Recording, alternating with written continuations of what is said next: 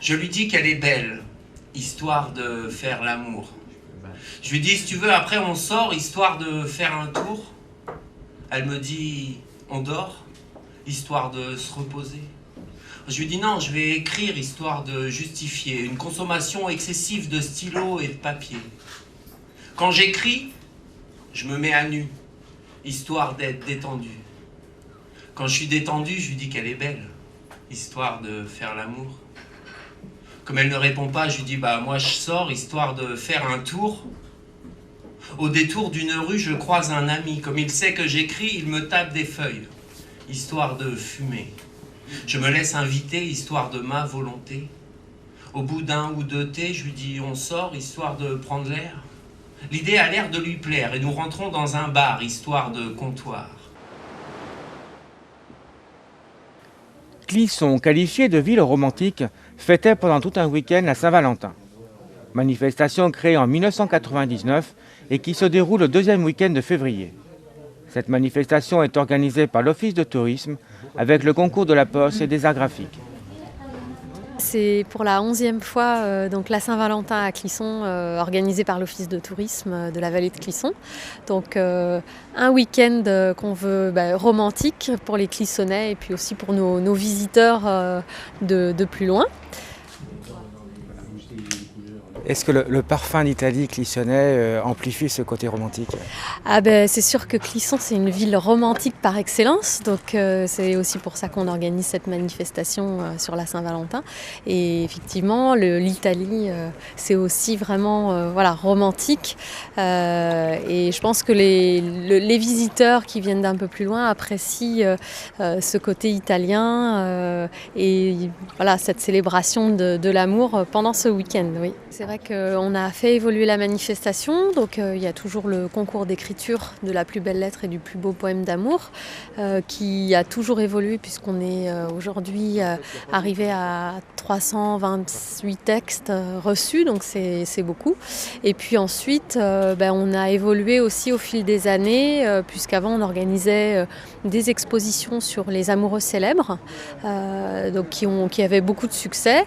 Et depuis 3 ans, on a aussi voulu proposer du spectacle vivant, toujours autour de la poésie, du travail sur les mots, autour du thème de l'amour bien sûr, pour toucher un public plus large, pour que ce soit aussi plus vivant.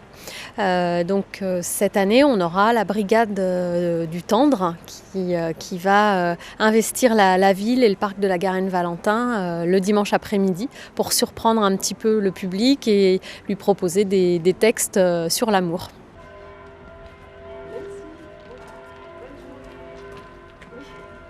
Il y a du slam aussi, je crois. Et donc samedi soir, effectivement, il y a du slam, donc au Café des Cordeliers. Là, c'est la 2e année qu'on organise une soirée spéciale slam à Clisson. Donc on a des slameurs qui viennent surtout de Nantes et qui vont proposer cette année plutôt des textes sur le thème de l'amour. Et surtout inviter aussi le public à participer. Donc on espère que les gens viendront avec leurs textes et oseront les dire sur scène. Voilà. Tous les 13e jours, c'est la même chose. Madeleine veut le prince charmant, en talons aiguilles et mini-jupe rose, toujours avec ce même acharnement. Alors ce garçon qui lit Verlaine, c'est peut-être celui qu'il lui faut. Il doit faire l'amour façon bohème et le petit pourrait s'appeler Polo. C'était juste le temps d'un métro, mais elle se vit bien changer de vie pour ce regard croisé à Solferino, plongé dans un recueil de poésie. Alors le slam, c'est une scène ouverte à qui le veut pour dire ce qu'il veut dans n'importe quel genre. On a 3 minutes maximum, pas d'accessoires, pas d'instruments de musique. Je dirais qu'il y a un engouement de plus en plus fort depuis quelques années sur le slam. Comment est-ce que vous pouvez expliquer ceci ? Il y a un gros effet de mode grâce à Grand Corps Malade qui a quand même lancé la chose au niveau national, même si le slam existait bien avant.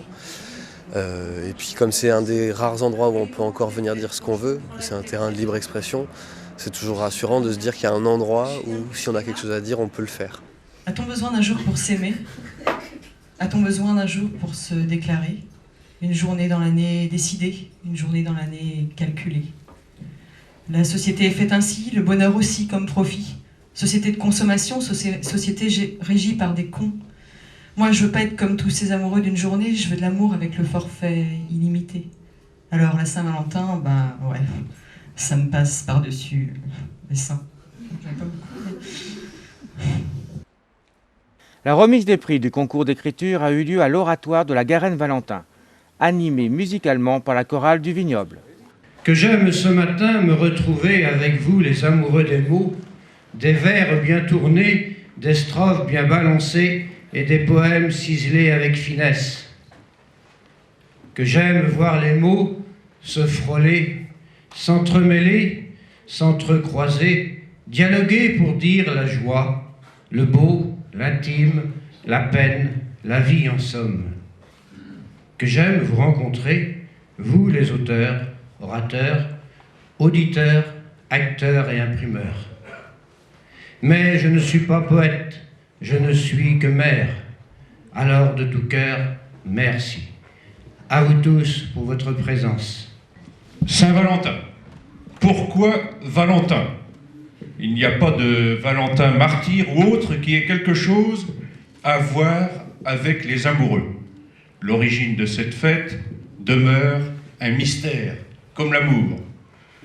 La Saint-Valentin a été célébrée hier dans de nombreux pays avec des chœurs de cupidons ailés. Les couples ont profité de ce 14 février pour échanger des billets doux et des mots doux, appelés Valentin, accompagnés de roses rouges, emblème de la passion. Alors, le premier prix, tant attendu, donc, est attribué à Monsieur Frédéric Dupré de Pluguffon dans le Finistère. Tu m'as remis le cœur à Bonne et à Anvers. Tu as placé le cœur là où il n'était pas. Tu as juché l'amour tout en haut des tourelles. Et dans l'après-midi qui déjà se finit, nous avons enfilé les rues comme des perles. Mes ancêtres ont souri lorsque tu m'as dit « Rentrerons-nous, Lib ? Vois, il est midi-nuit. » Tu fis danser la place enivrée de sommeil, et nous ne vîmes plus les gens, ni les tavernes, les pavés, les remises, ni où allait la rue. Nous partîmes au matin, 2 à 2, séparés. Tu m'as remis le cœur à Bonne et à Anvers. J'aurais dû essayer, tu aurais dû essayer de m'écrire un poème,